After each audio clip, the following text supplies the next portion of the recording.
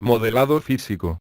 El modelado físico se utiliza para diseñar el esquema interno de la base de datos, que representa las tablas de datos, las columnas de datos en estas tablas, y las relaciones entre las tablas. Tablas. Las tablas son objetos de las bases de datos que contienen toda su información. En ellas los datos se organizan en un formato de filas y columnas, similar al de una hoja de cálculo.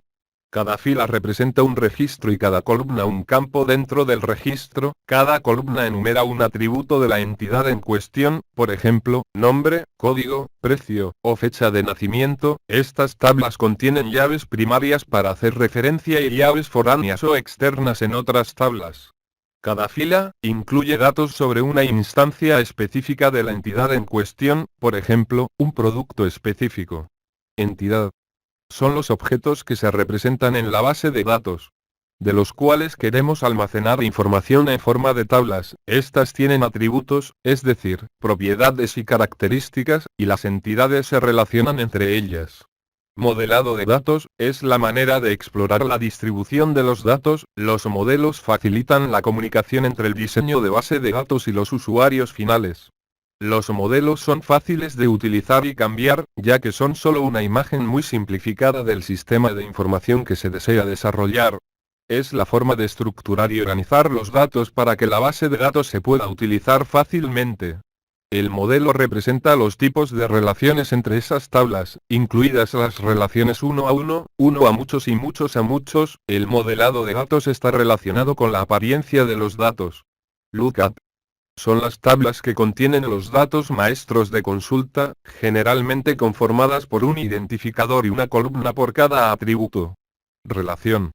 Es la forma de identificar los elementos o entidades importantes del modelo. Estos datos llamados atributos componen cada uno de estas entidades y la interacción, relación, entre dichos elementos.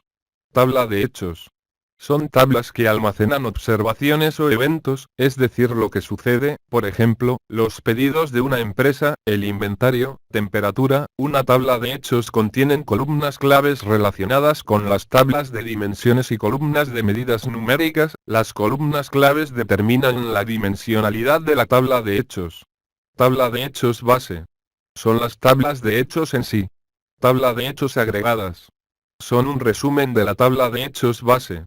Dimensión, son tablas que describen las entidades que modela. Estas pueden incluir productos, personas, lugares, conceptos e inclusive el tiempo. El tiempo es quizás la tabla más consistente en un modelo de datos. Esta tabla contiene una columna clave que actúa como identificador único y columnas descriptivas. El concepto dimensional hace referencia a la visualización de un cubo de datos en el que se representan diferentes dimensiones de los datos disponibles a manera de jerarquías, generalmente de mayor a menor. Un ejemplo de esto es el tiempo: años, meses, días. Otro ejemplo es país, departamento, ciudad, sucursal.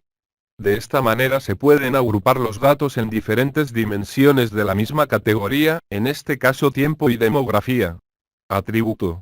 Es el elemento de la información. Este caracteriza a una entidad, identificándola, calificándola, cuantificándola, o declarando su estado. Por lo general una entidad se compone de uno o más atributos: edad, género, estatura, nombre, entre otros. Los atributos permiten diferenciar elementos dentro de un conjunto de entidades. Se elige un atributo particular o combinación de atributos como clave o llave primaria, a la cual se puede hacer referencia en otras tablas, en donde se la denomina clave externa o foránea.